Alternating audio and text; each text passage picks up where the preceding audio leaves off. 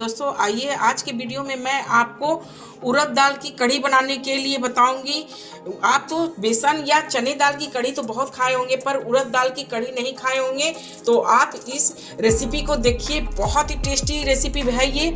और ये पकौड़ियाँ उड़द दाल की जो मैं बनाई हूँ बहुत ही सॉफ्ट और स्पंजी बनी है। तो जैसे मैं आपको एक पकौड़ियाँ देखिए इस तरह से कट करके निकाल कर दिखा रही हूँ। तो देखिए फ्रेंड, मैं इस तरह से आपको कट करके दिखा रही हूँ। देखिए कितनी स्पंजी है और देखिए कितनी फ्लॉपी बनी है। देखिए बहुत ही टेस्टी, आप खाएंगे तो आपके मुंह में ही घुल जाएगी ये खाते ही। तो आइए फ्रेंड, मैं इसकी रेसिपी आपको दिखा रही हूँ। तो देखिए ये कढ़ी बनाने के लिए मैं 1 कप उड़द की दाल ली हूँ। देखिए ये बिना छिलके वाली उड़द है और इसे मैं अच्छी तरह से 4-5 बार धो ली हूँ। धो करके इसे 6-7 घंटे के लिए भिगो करके मैं छोड़ दी हूँ, क्योंकि इसमें काफ़ी मात्रा में पाउडर होती है, इसलिए अच्छी तरह से धोनी होती है। तो देखिए ये फूल भी गई है और देखिए कितनी अच्छी तरह से फूली है। देखिए तो आइए उड़द को अच्छी तरह से पानी से छान लेती हूँ और छान करके इसे मैं पेस्ट बना करके तैयार कर लेती हूँ। तो देखिए फ्रेंड, मैं उड़द की इस तरह से पेस्ट बना ली हूँ। देखिए बिल्कुल स्मूथ पेस्ट बनाई हूँ, मैं आपको दिखा रही हूँ। देखिए इस तरह से चिकना स्मूथ पेस्ट बनाइएगा। अब मैं इसे 3 से 4 मिनट के लिए अच्छी तरह से फेंट करके इसे मैं हल्का कर लेती हूँ। तो आइए सबसे पहले मैं इसे फेंट लेती हूँ। तो इसे अच्छी तरह से आप एक ही डायरेक्शन में फेंट लीजिए, ये बिल्कुल हल्की हो जाएगी और इसकी पकौड़ियाँ जो बनेगी बहुत ही सॉफ्ट बनेगी। तो देखिए पेस्ट बहुत अच्छी तरह से मैं फेंट ली हूँ और देखिए कितनी हल्की हो गई है। और जब ये हल्की होगी ना तो काफ़ी मात्रा में ये बढ़ भी जाती है इस तरह से। अब मैं इसमें कुछ मसाले ऐड कर रही हूँ। तो देखिए मैं एक बड़े साइज की प्याज इस तरह से चॉप करके रखी हूँ, मैं इसे डाल देती हूँ। आप अगर प्याज खाते हैं तो डालिए, नहीं तो बिना प्याज की भी बहुत अच्छी ये बनेगी। तो देखिए मैं प्याज डाल रही हूँ ताकि इससे थोड़ी टेस्ट ज़्यादा अच्छी लगती है। और 1 चम्मच हरी मिर्च, अदरक, लहसुन का मैं इस तरह से दरदरा पेस्ट ली हूँ। आप अगर लहसुन खाते हैं तो लीजिए, नहीं तो उसे भी स्किप कर सकते हैं। अब मैं 1 चम्मच नमक डाल रही हूँ, आप अपने टेस्ट के हिसाब से नमक डालिएगा। और 1/4 चम्मच मैं हींग ली हूँ। हींग थोड़ी ज़्यादा मात्रा में इसमें डालिएगा क्योंकि हींग की फ्लेवर बहुत अच्छी लगती है। अब मैं इसमें कुछ भी ऐड नहीं कर रही हूँ, ना बेकिंग सोडा ना बेकिंग पाउडर, बस मैं इसी तरह से इसे बनाऊंगी। क्योंकि जब मैं इसे फेंटी हूँ ना तो बहुत हल्की कर दी हूँ और इसमें आपको कुछ भी डालने की ज़रूरत नहीं है, ये आपकी पकौड़े ऐसे ही फ्लॉपी बनेगी। तो आइए इन सबको मैं अच्छी तरह से पेस्ट में मिक्स कर लेती हूँ और मिक्स करके मैं आपको पकौड़े बना करके दिखा रही हूँ। तो फ्रेंड देखिए मैं गैस पे कढ़ाई चढ़ा दी हूँ। अब मैं कढ़ी की पकौड़े तलने जा रही हूँ। तो देखिए तेल भी मेरी गर्म हो चुकी है। तो देखिए आप इस तरह से पानी में हाथ को भिगो लीजिए और भिगोने के बाद इस तरह से आप बैटर को उठाइए और इस तरह से तेल में डाल दीजिए।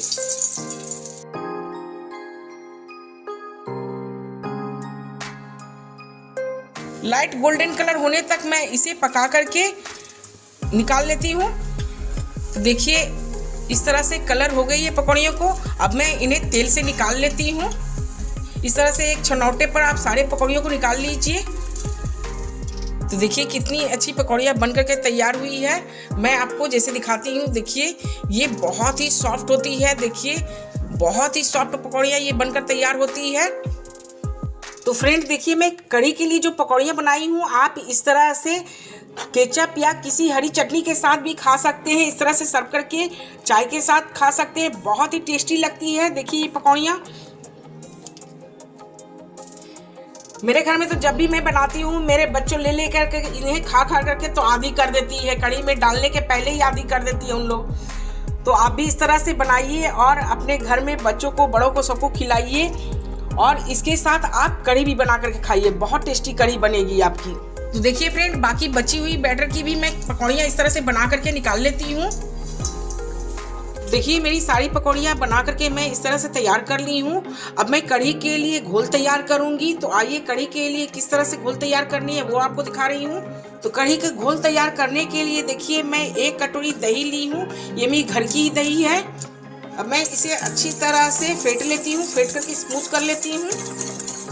तो देखिए मैं दही को अच्छी स्मूथ कर ली हूँ, देखिए इस तरह से। अब मैं इसमें 1 कटोरी बेसन ली हूँ। देखिए मैं थोड़े थोड़े करके ही घोल बना रही हूँ। अगर एक बार डालिएगा तो आपकी बेसन की लम्स बन जाएगी, इसीलिए मैं थोड़े थोड़े करके ही डालूंगी। पतला सा घोल तैयार करना है। तो देखिए पतला घोल तैयार करने के लिए मैं इसमें पानी ऐड करके इसे पतला सा घोल बना रही हूँ।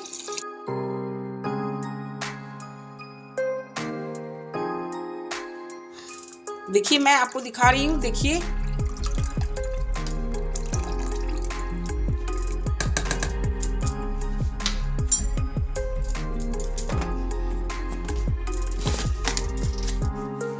अब मैं इसमें 1 चम्मच नमक डाल रही हूँ। आप अपने स्वाद अनुसार ही नमक डालिएगा। और 1/4 चम्मच हल्दी पाउडर डाली हूँ। हल्दी पाउडर मैं ज़्यादा नहीं डालूंगी, बस हल्की कलर मुझे बनानी है, इसलिए मैं हल्का सा ही हल्दी पाउडर डाल करके इसमें मिक्स कर रही हूँ।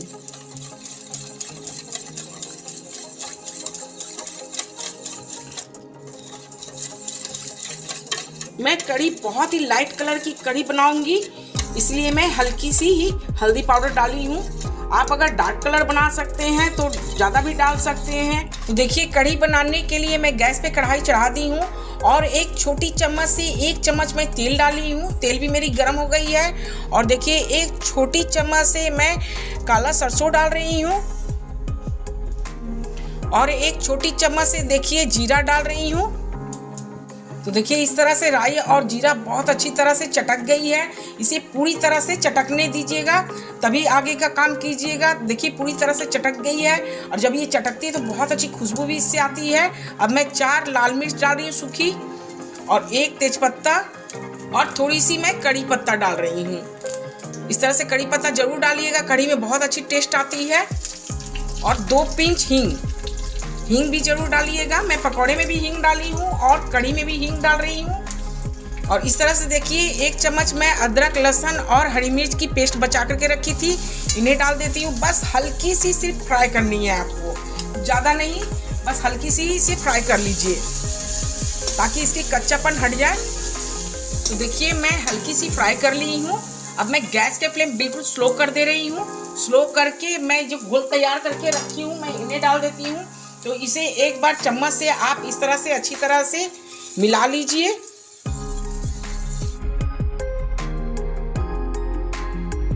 तो फ्रेंड गैस के फ्लेम अब मैं हाई कर ली हूँ। हाई फ्लेम पर इसे चलाते हुए पका लेती हूँ। मैं इसे तब तक चलाती रहूँगी जब तक इसमें बॉयल नहीं आ जाती है, नहीं तो ये क्या होगी नीचे में बैठने लगेगी। कढ़ाई के तले में ये बेसन बैठने लगती है। तो पकौड़ियों डालने के बाद मैं देखिए इसे 5 मिनट के लिए ढक्कन ढक करके मैं पका लेती हूँ। इससे क्या होगी कि कढ़ी भी गाढ़ी हो जाएगी और पकौड़ियाँ भी बहुत बड़ी बड़ी सॉफ्ट हो जाती है फूल करके। तो देखिए मेरी कढ़ी गाढ़ी हो गई है और पकौड़ियाँ भी देखिए कितनी बड़ी बड़ी फूल कर हो गई है।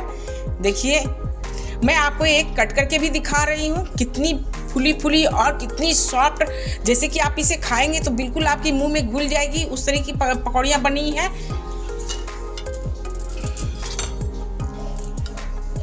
देखिए मैं आपको एक कट करके दिखा रही हूँ, देखिए कितनी स्मूथ दिख रही है और ये देखिए अंदर से भी कितनी फ्लॉपी है। और देखिए मैं इसे चम्मच से भी आपको इस तरह से दबा कर दिखा रही हूँ, देखिए कितनी अच्छी तरह से देखिए मैश हो गई है। बहुत ही अच्छी पकौड़ियाँ बन करके तैयार होती है। तो फ्रेंड आप भी इस तरह से ज़रूर बना करके देखिए, आपके घर में भी बहुत पसंद करेंगे। तो फ्रेंड देखिए अब मैं गैस को ऑफ कर देती हूँ, आपको दिखा रही हूँ। देखिए मेरी कढ़ी कितनी सुंदर बन करके तैयार हुई है। तो आप भी इस तरह के कढ़ी बनाइए और अपने फैमिली के साथ एंजॉय कीजिए। चावल रोटी जिसमें आपको दिल करे खाने के लिए खाइए। खास करके ये तो कढ़ी चावल बहुत ही टेस्टी लगती है खाने में। तो तो इस तरह से आप भी बनाइए, खाइए और प्लीज़ मेरे चैनल को लाइक कीजिए, शेयर कीजिए, सब्सक्राइब कीजिए और मुझे कमेंट में ज़रूर बताइएगा कि आपको ये मेरी कढ़ी कैसी लगी।